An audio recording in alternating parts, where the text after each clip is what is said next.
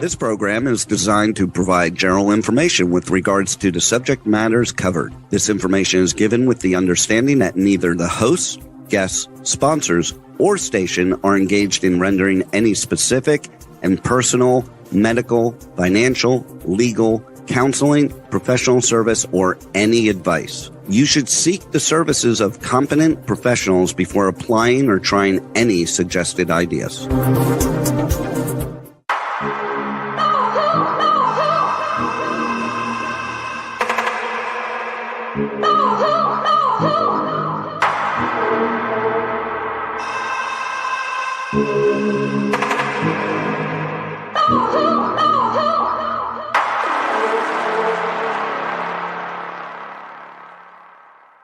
Good morning, truth seekers and true crime junkies. Welcome back to another episode of Hit the Road, Jack, Finding the Zodiac. I'd like to welcome to the show today Nolan Del Campo. Good morning, everybody. Good morning. And Lindsay McBrayer.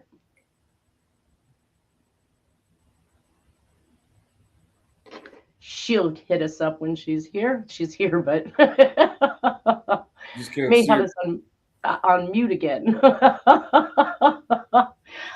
Well, I've got a lot to go through today, of course, so I am going to just hop right over to the presentation at this point, pick up where we left off last week, momentarily, that is, because we were discussing one of the fake suspects, and I'll be happy to blast through these fake suspects probably next week if I can make it through the information I want to share today, which Lindsay sent me down a rabbit hole again, which I thought was actually perfect timing, if you ask me. But last week we were discussing the Lawrence Klein connection to the Zodiac, and of course I find all kinds of reasons to exclude him, as well as Marvin Margolis, which is the newest and latest and greatest.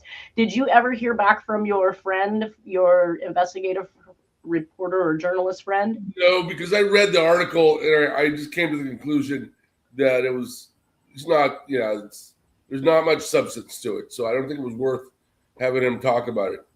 There's going to be even less substance to it by the time we make it through the actual whole get up that's going on here, because we're finding the same faces surrounding the false suspect push, which is Alex Babber, who is the person who put out the whole Margolis thing. At any rate, when we were discussing this last week, I was saying how you can't trust things on the internet because they have information all over the place. And one of them was this picture here that's labeled Lawrence Klein, the Zodiac. And I said, this guy doesn't look anything like it, like Lawrence Klein. How does he get labeled Lawrence Klein? So I did receive a couple YouTube comments that assisted with that. Cutie Pie HH3GG said Jack Terrence is the Zodiac. Thank you, Cutie Pie. Let's see. Cheryl Q5LI says minute 47 photo you were trying to name is Ross Sullivan. So I have properly placed his name up there over the top of his picture. He is not Lawrence Klein, as I suggested. And she says, on the discussion of drone technology, President Kennedy's brother Joe was killed in World War II piloting an early drone technology plane in a bombing mission in Europe in World War II that malfunctioned. He was piloting and was supposed to parachute out when close to the target. The plane was to be controlled by another plane following from a distance. So drones have been in use on some level since World War II. Again, thank you, Cheryl. So that takes us back to last week, where we were discussing the whole Project Mockingbird, where they created a crisis situation, the U.S. bombing themselves, blowing themselves up, taking out ships, all these things that they've done, media that they've put out, pictures that they've taken to instill that they're being attacked by Cubans, this entire program to make it appear as though to the United States Americans that we should have reason to go in and go to war with Cuba. And that kind of coincided with some of the earlier statements talk about where I had feedback. Yes. You're hearing that?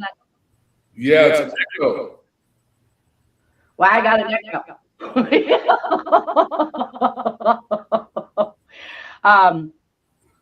At any rate, so basically, the notion as well that technology is around 50 plus years. A lot of these programs are in planning stages many, many, many years in advance. The president is picked and groomed many, many years in advance. All of these things that we're completely unaware of because we're living in the present and think that, oh, today we got drones. No, we've had drones for a very long time. But really, the crossover, the connection here is the actual programs that they will put forth, whether it's through your news outlets, through commercials on TV, or maybe even movies and TV series and things like that, where they're kind of drawing the narrative in your mind that they want you to see and believe.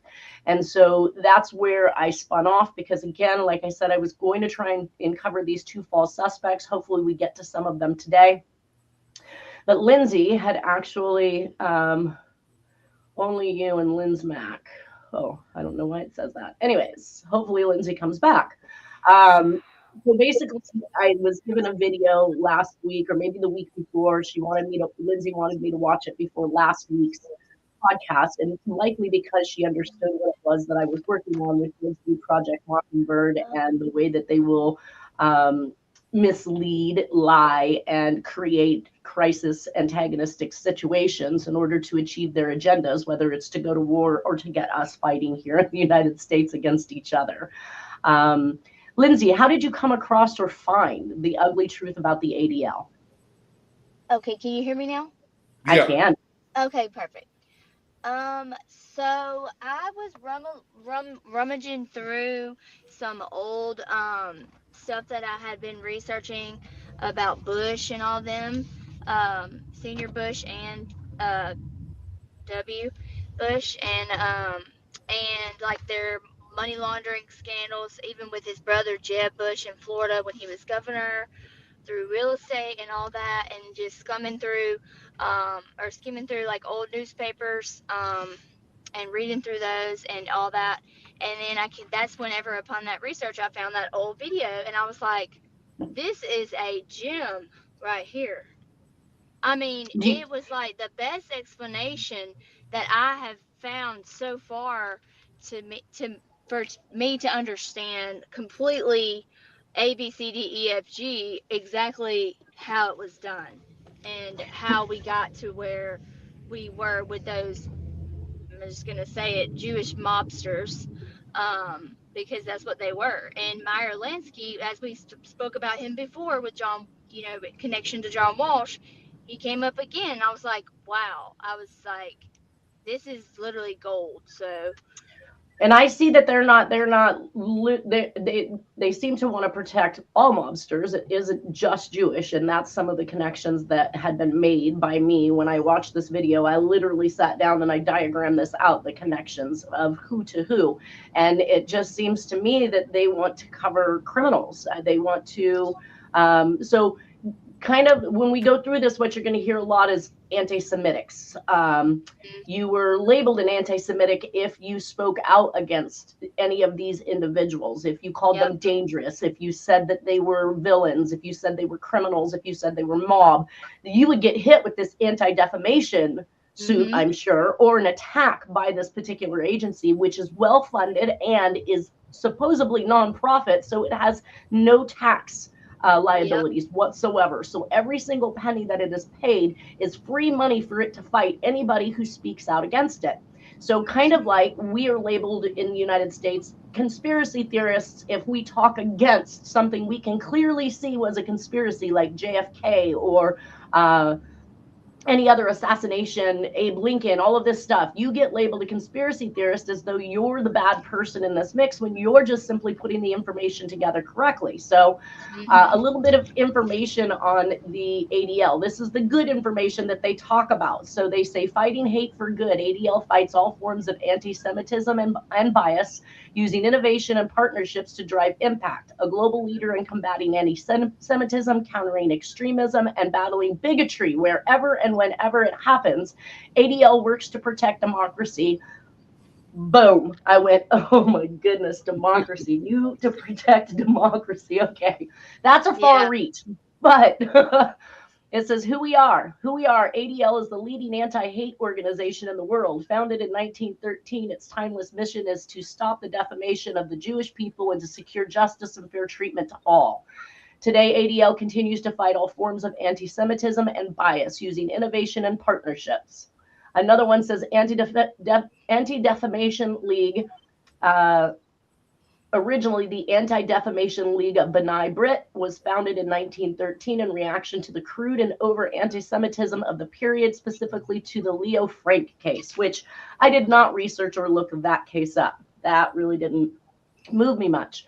Wikipedia has this to say about him. San Francisco police searched 2 offices of the ADL in April 1993, suspecting it of having monitored thousands of activists.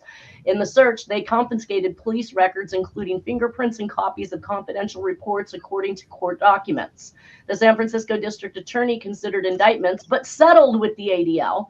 You're going to hear a lot of this in November 1993, which this is actually the onset of that video, was 1993, correct? Yes.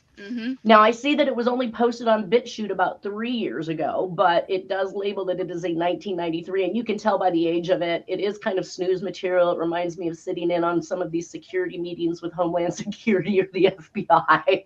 In fact, the guy, of Ted Gunderson videos.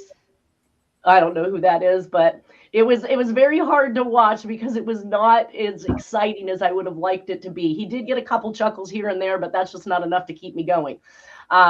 So it says, but settled with ADL in November 1993 in exchange for the ADL paying $75,000 for use fighting hate crimes. During the investigation, a private investigator hired by the ADL, Roy H. Bullock, told police he had tracked skinheads, white supremacists, and Arab Americans and critics of Israel. He confessed to trying to... What's that?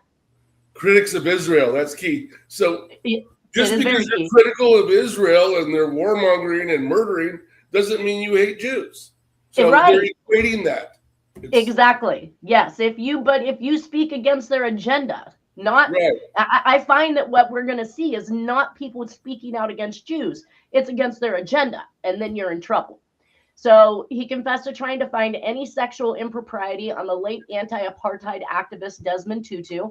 In court documents, state officials said that the ADL conspired to obtain the confidential police material, a felony in California, and that the ADL had violated state tax laws by paying Bullock through a lawyer. The court documents said the ADL had a network of sympathetic police officers sharing data, and that investigators had questioned police about free sponsored trips to Israel they received from the ADL. The documents also mention that the ADL's spying operations were reported to the Israeli government and its intelligence agencies. The ADL's spokesman contended that the ADL had a right to use the police information to combat anti-Semitism. And he argued in an interview that allegations that the ADL acted as an agent for Israel were anti-Semitic. So, of course, what we just said. The ADL campaigned for civil rights legislation, including the Civil Rights Act of 1964 and the Voting Rights Act of 1965. Now, that's hilarious because wait till you hear some of the things that they've done. The ADL and the NAACP is surprising that they work together, considering one of their programs I'm going to tell you about. To discredit the far right in the United States, according to Matthew Dellek, the ADL was perhaps the most effective group in discrediting extremist right-wing elements in the United States. The ADL conducted a spy operation headed by Isidore Zak against the far right. After the 1967 Arab-Israel War, the ADL, with the support of the AIPAC founder Isaiah Kennan, sought to portray certain anti-Israel actions as anti-Semitic, especially with regards to international calls for Israel to end its occupation of the West Bank, according to historian Ilan Pape. From the early 1970s, the ADL sought to popularize a discourse of new anti-Semitism, identifying anti-Zionism with anti-Semitism. So if you don't like the Zionists, you're now anti-Semitic as well? Yep. Gotcha. Well, one of the people... Or you're an anti-Semitist Zionist, like as in one. As in one, right. They're looking to, yeah. So one of the things that I noticed is that during the 1920s and 1930s, one of the most, I would say, atrocious racial individuals, Albert Pike, was glorified in our history books. And this is something that the video rang home to me, is that our history is not teaching us the right things. Yeah. And of course, this individual is absolutely disgusting when I tell you about what he was involved with. And for anybody to glorify him, and in fact, they put a statue of him up in DC in front of the Labor Department, which became a matter of huge importance during 1992 and 1993 when they when people lobbied to get it taken down. It says from the late 1940s until the late 1970s, the ADL was led by a tandem of Benjamin Epstein and Arnold Forster, who together began aggressively prosecuting a civil rights agenda for the League. Now, I saw Epstein and I went, I don't know if I could ever track this person back to know whether or not he's related to Epstein, but you're going to see how this whole thing circles back around to Epstein in the end. So I thought it was interesting to bring that up. Now, a new article on January 31st of 2024, well, not too new, a year old, says the Anti-Defamation League, Israelis' attack dog in the U.S. Posing as a civil rights group, the ADL has long operated as an intelligence organization targeting Israel's critics. So why does the media still treat it as a credible source? And this is being written by James Bamford. I guess I didn't capture who he wrote it for. It was obviously a link on the internet that I went through to look at it. But let's see how fast we can make it through these connections. And this is the history of the ADL. Now, of course, the ADL was originally B'nai B'rith. So Freemasons of London under British rule, the War of 1861, aka the Great Slave Owners Revolt, backed Andrew Johnson's 1830s, who was a traitor to the U.S. and tried to destroy the economy by opposing the Bank of the U.S. that would lead us to independence. Why would our own president do this to us? I don't know. That makes absolutely no sense. What's that? I think he got impeached. Probably did. I mean, but he still got in, right? Well, he was elected, yes. Well, and he's glorified as some prominent figure in the history books in these schools for these children. Right. So even though what they're being taught is completely the opposite of what history held for that person. So B'nai B'rith is Canadian and Freemasons. So let's start there. Now I'm starting to understand how people keep saying the Freemasons are involved in everything by looking at these things. So we have President B'nai B'rith, Simon Wolf, who is spying for the South in D.C. against Lincoln. Now, this is obviously coming out of Canada, but when you start to see the Canada connection to some of the prohibition and yeah, like, girl, you had me all go. I couldn't help myself. So I have shown up here that John Wilkes Booth, who was implicated in Lincoln's assassination, is friends with this DC lawyer and president of the B'nai B'rith, which is the Canadian Freemasons. We have the Scottish Rites Freemasons, who Judah Benjamin is a member of the Scottish Rites, and Albert Pike is a member of the Scottish Rites. Judah Benjamin was the Attorney General for the Confederacy and Secretary of War and State for the United States. What the heck? Like, his whole entire agenda seemed to be to please the Brits. Oh, yeah. And it blew my mind reading on some of this stuff. So just to give you some of Judah Benjamin's background, he was charged with sedition and racism. He fled to England after the war. And he stated at one point in time he was appalled that radicalism seeks to elevate the populace into the governing class. So that was his goal, was to prevent the populace from coming into the governing class. Now we ask ourselves why we're only given these politicians, why we people from families that have been bad to our country over and over again, because we were never meant to end up in the governing class. Yep. Now, the Judah Benjamin was sponsored by the Knights of the Golden Circle, which I believe John Wilkes Booth, yes, was a member of, and was responsible the Knights Templar.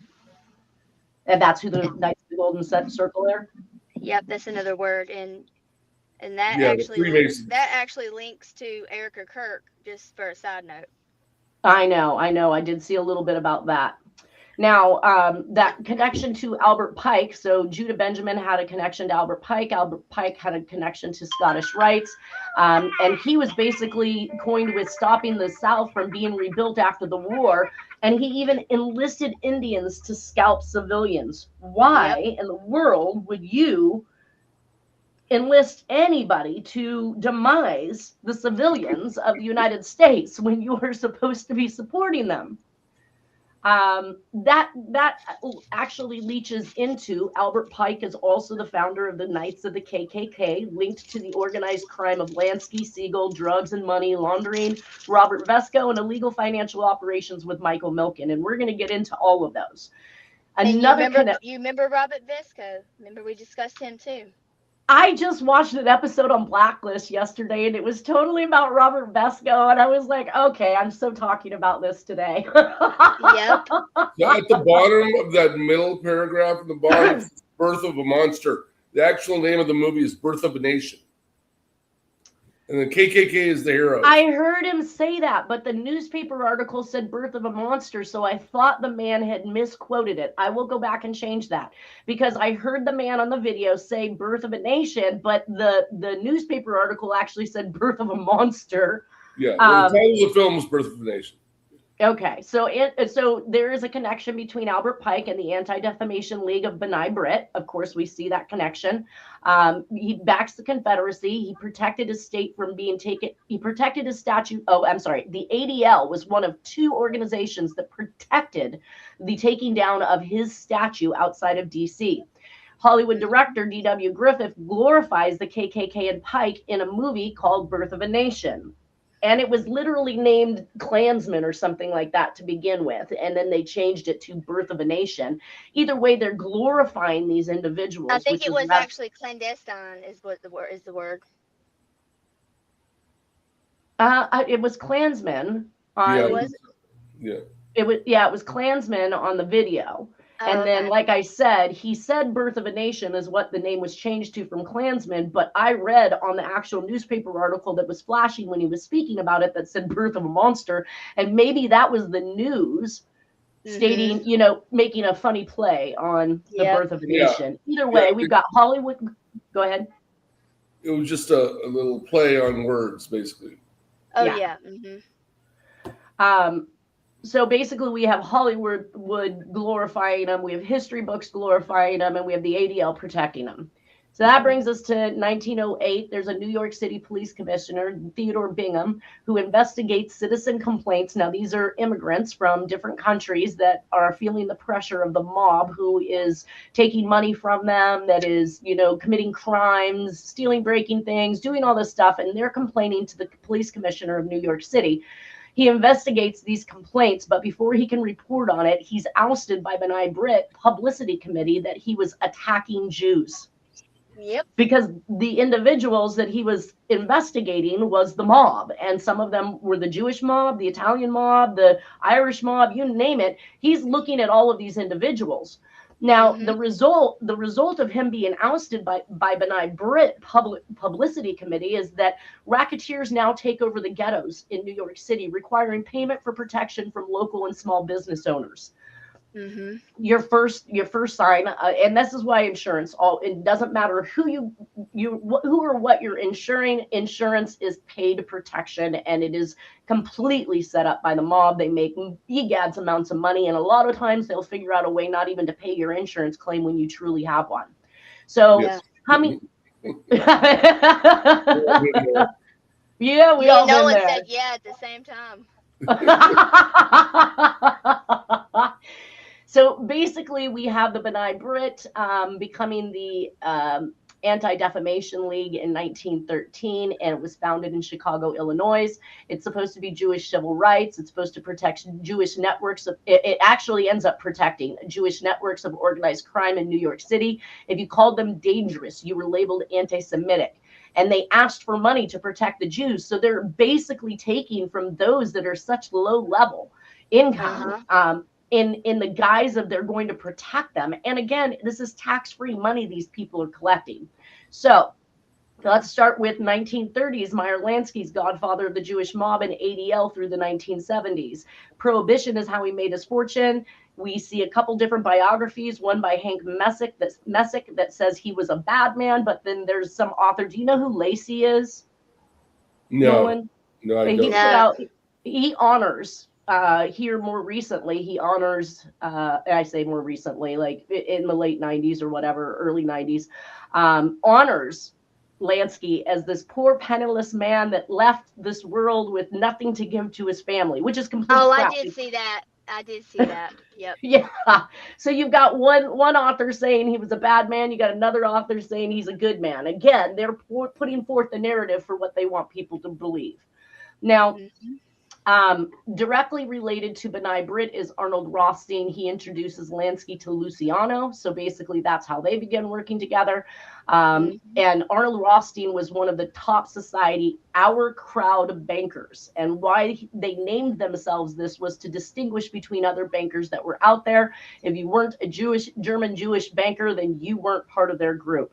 And he ran Lehman Brothers. And I remember Lehman Brothers. They were big for commercial loans and business stuff and things like that. I do not believe that they're in business anymore. I think they kind of went out with the turn of the whole fall of the real estate and things like that. Either way, Arnold Rothstein also made his money by prohibition. He was contracted to bring in Canadian booze. Now we see the direct connection to the B'nai B'rith in Canada. And he also fixed the World Series of 1919. And then he's replaced by Lansky in the ADL group, which is absolutely mind-blowing.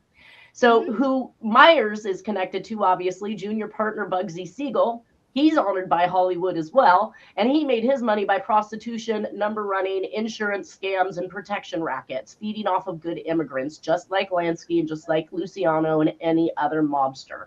They just pass it down. Yeah, they do, 100%.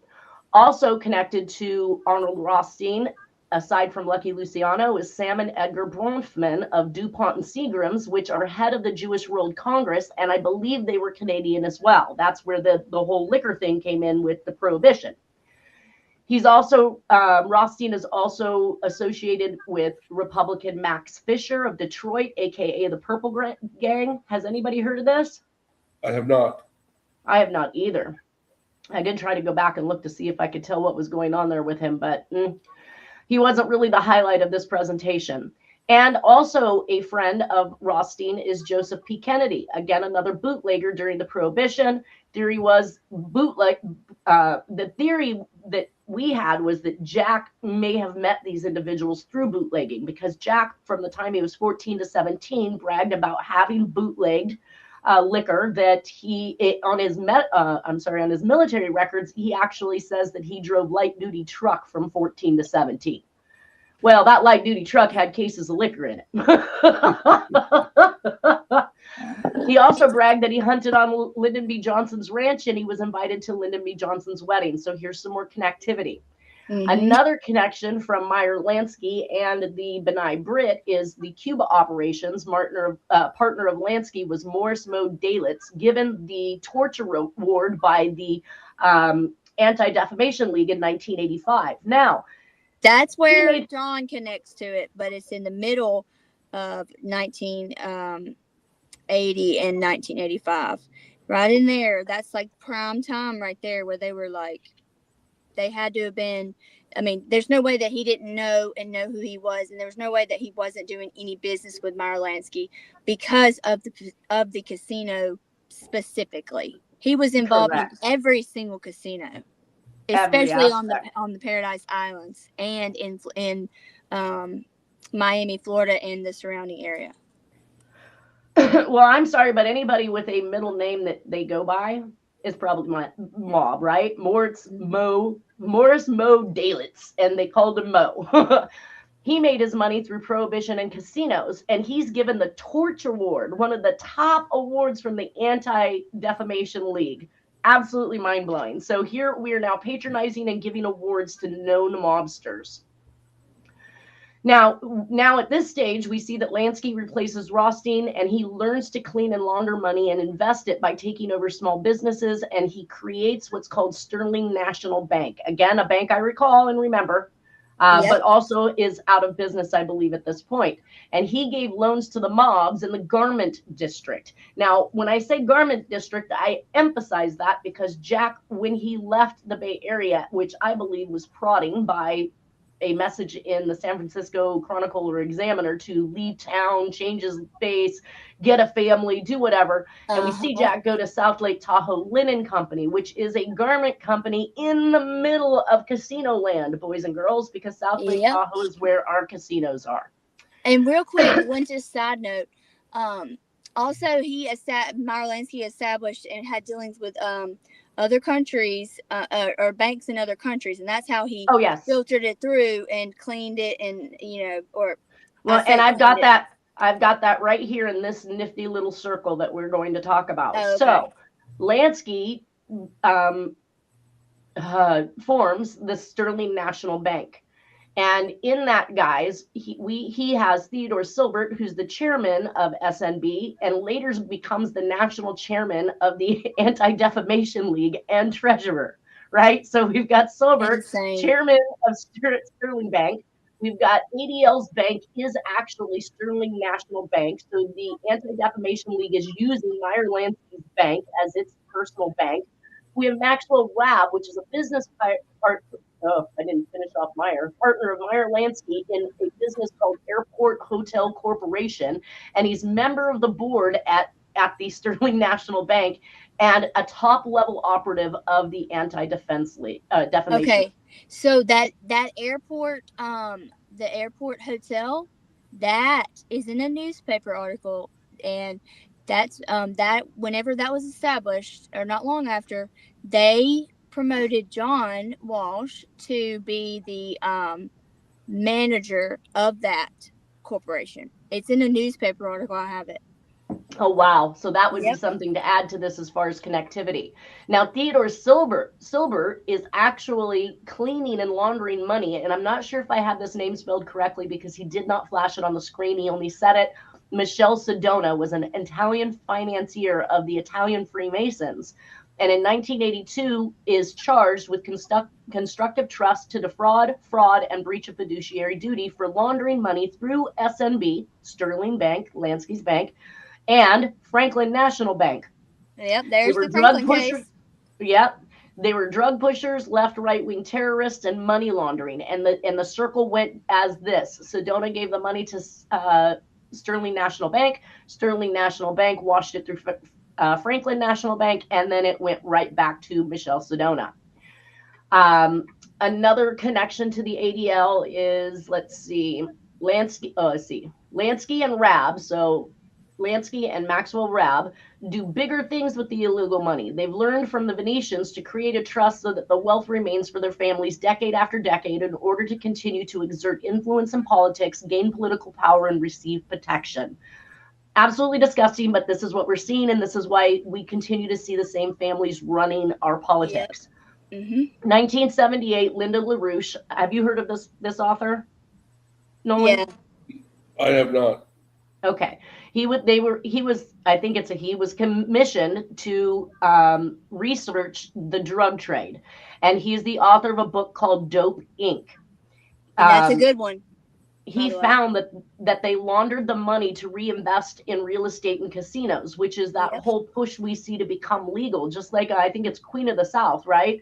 You know, she's a drug cartel, but she's looking to put that money into something viable so that she doesn't have to continue to be illegal and can get up on the legal standings and in with politics and make policy changes. Yep. Now this and that in the Diplomat Hotel, which John was first. The manager of that hotel is very significant because there was always these parties done there for politicians. I have pictures of Carter and Reagan and even Hollywood stars such as Frank Sinatra appearing at that hotel. So that kind of gives you like a picture of what she's talking about. you hear the word Diplomat Hotel and you kind of already get a gist of what it's about. Mm-hmm. Now, they were able to achieve this new trust type situation and reinvestment of clean money through Kenneth Bialkin, who is a mob attorney with Wilkie Farr and Gallagher and the national chairman of the Anti-Defamation League from 82 to 86. So we've got a mob attorney who is the national chairman of the ADL. I want to just throw that out there. Makes sense to me. Right? Kenneth Bialkin, mob attorney with Wilkie Farr and Gallagher and the national chairman of the ADL, has these connections. Bialkin's partner is Robert Vesco. Now, this is the episode I watched yesterday on Blacklist, which really kind of is opining that Vesco didn't actually die, or he made it look like he died or was killed so that he could go on under a different name and continue to live. And he's still out there robbing people, which is kind of what the episode was about. But Robert Vesco is a very real person. He does corporate takeovers of investors of a company called Investors Overseas Services, which is a mutual fund company. He stole $270 million from investors and crashed the company. He illegally financed Nixon's campaign. Then he moved to Cuba, where he is untouchable and helped to create Castro's drug trafficking, the Medellin cartel. And that's where the triangle comes. That's where the triangle comes. Exactly. So when we get into that, Kenneth Bialkin is also, let's see, in 1980, ordered by a federal judge to pay back to the investors $24.5 million from Bialkin's firm and $35.6 million from the Bank of New York. So these two individuals profited in some way from the stealing of this $270 million. Mm-hmm. Also associated with Wilkie Farr and Gallagher is the partner Willard Zuckard, who used stolen money from the IOS, which is the Investors Overseas Services, for seed money to set up the Medellin drug cartel ran by Castro. That's an associate of the law firm of Bialkin. Another associate partner, Arthur Lyman, attorney for the Congressional Committee on the Iran-Contra scandal, covered up the fact that drugs and guns were being ran during this whole entire thing. So now we have another bad attorney who is associated with an attorney in the same law firm that was a national chairman of the ADL. And there's another attorney that's very prominent that's coming up too. Right. And partner Willard Zuckard not only has an affiliation with Wilkie Farr and Gallagher, but with Bialkin was, in this, even though Willard Zuckard completed the use of the seed money for the Medellin cartel, Bialkin was actually above prosecution, and only his firm ended up having to pay fines. So he never even got so much as a slap on the wrist for doing all of this. Yep. In 1988, Bialkin leaves Wilkie Farr Gallagher and goes to Skadden Arps. I don't know if I have that spelled correctly either, because, again, I did not see the name. I heard him say it. So it's a new law firm that he's at. Now we have the crossover between the associate partner, Arthur Lyman, actually is friends with Michael Milken. He's an anti-defense league protection represented by Lyman. He's protected. Michael Milton, and we'll talk about his protection. But by Lyman, Michael Milton created junk bonds to do corporate takeovers. This is highly illegal. And of course, he plea bargains out and only gets 2 years. He made a fortune too. What's that? He made a fortune too. A complete fortune, a disgusting fortune. And Michael then Milken got out of prison, he became a professor at UCLA. Is how they make money off the bonds that you pay for to get bail. Well, Michael Milken is also responsible for helping Lansky and Sterling National Bank get taken into the boardrooms of Wall Street. So Milken has a direct connection to Lansky. Milken is also associated to somebody named Rickless, who takes over insurance companies, and Carl Lindner, who is the United Fruit Company, and the DEA has been investigating them for moving cocaine from Latin America for who knows how long. And that's where Jeb Bush comes soon. Exactly. So you'll see this connection from Carl Lindner to Max Fisher, the Detroit Purple Gang. He is friends with Henry Kissinger, who talks Ronald Reagan into bringing Bush in as a vice president in 1980. So this nifty little circle there. Now, Michael Milken, for all of his nefarious deeds and all the money he made off the backs of other people, stealing from other people, is protected by Alan Dershowitz. Mob lawyer claims an attack on Milken is a cabal of anti-Semites. And the Anti-Defamation League claims anti-Semites still exist. So Alan Dershowitz climbs on there's anti-Semitics out there, and then ADL climbs on and says, see, it still exists. Give us more money because we can't protect you unless you give us more money. Yep. Now, here's some of the disgusting things that they've done. I promised you guys. Let's see.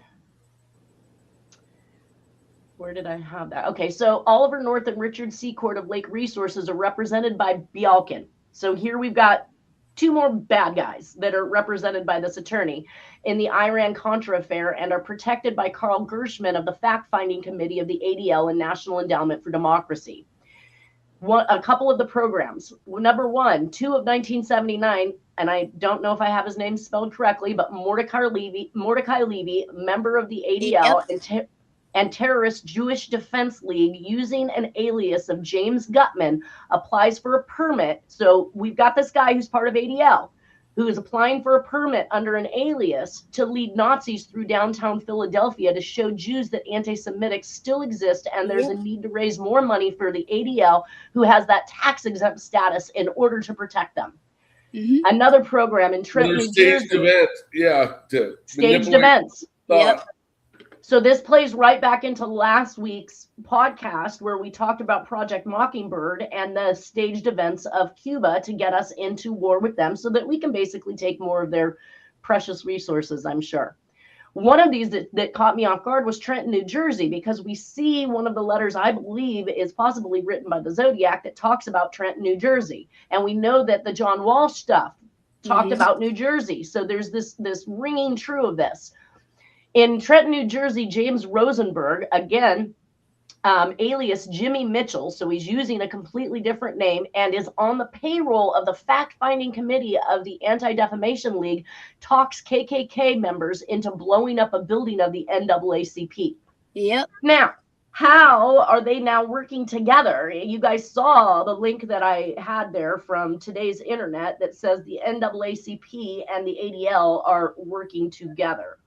I think because they made up all this stuff about the whole racist thing. They made the whole. Well, that's the next. Yeah, that's this next program. So in 1960s, the Freedom Riders, which are the KKK, 3 members show up to the Mississippi summer demonstration and are killed.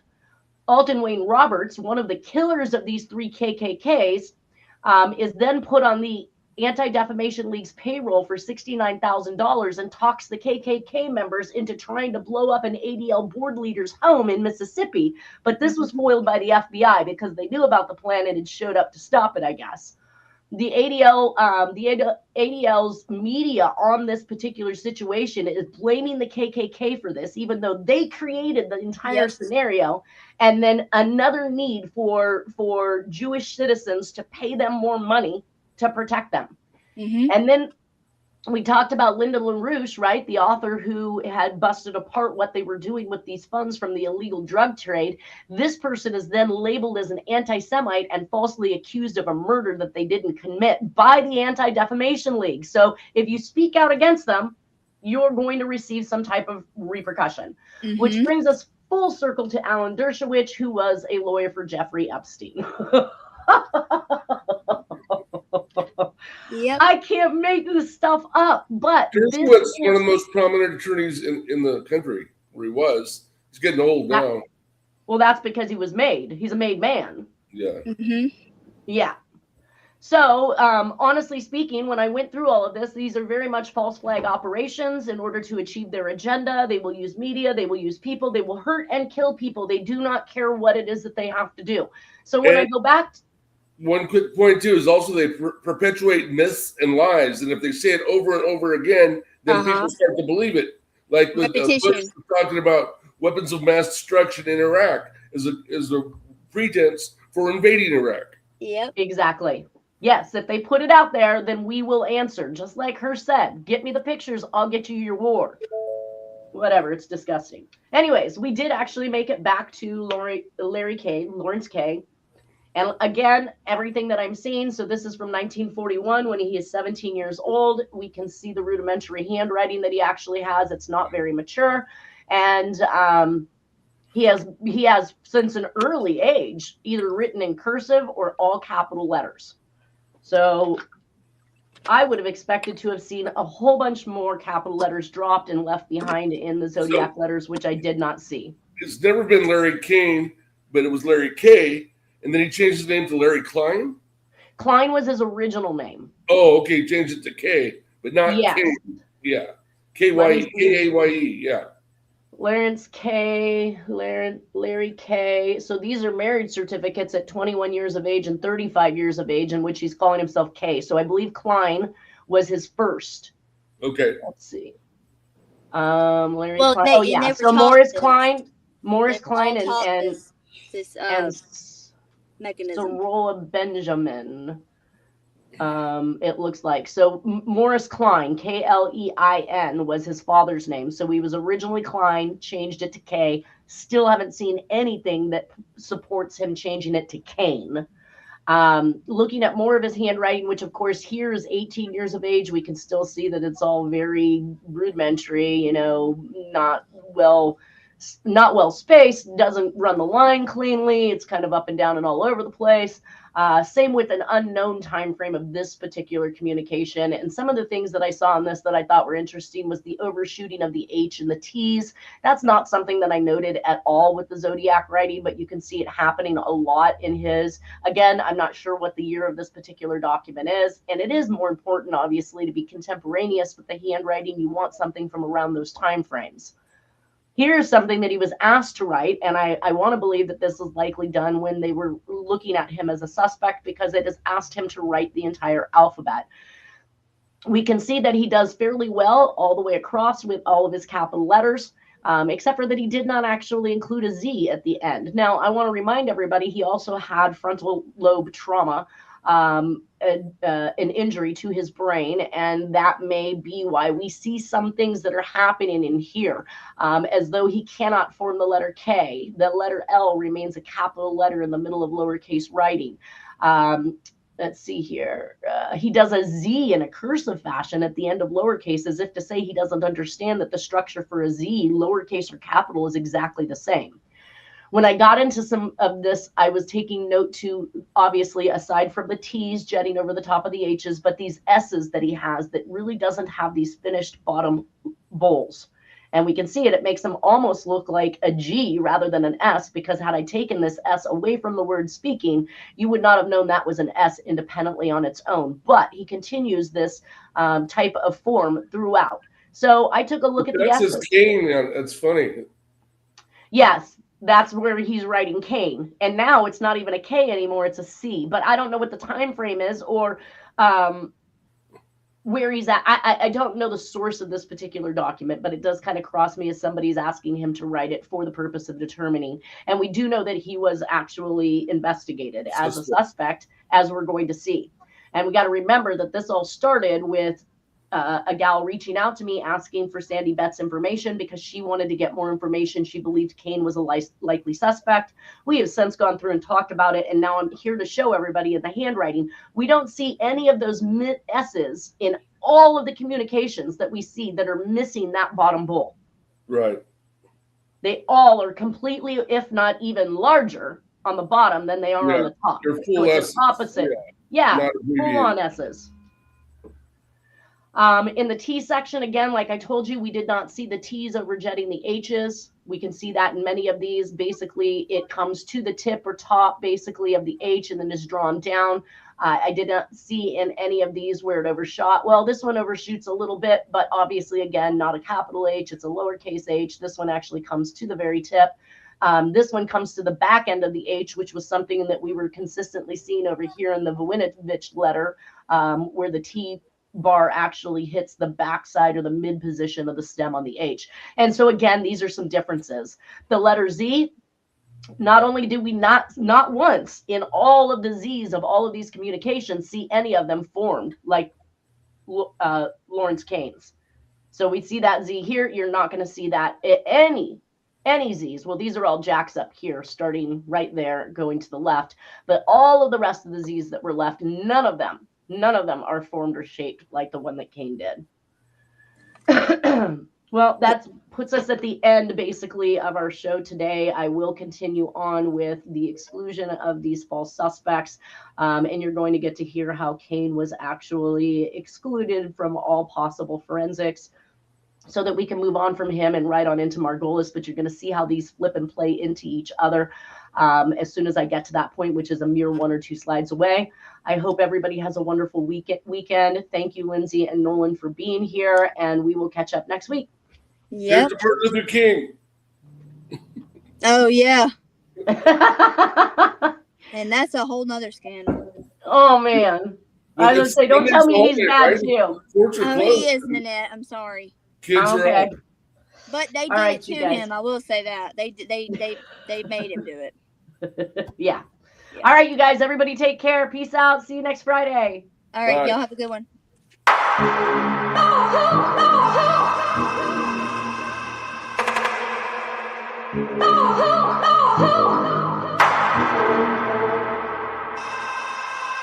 Oh,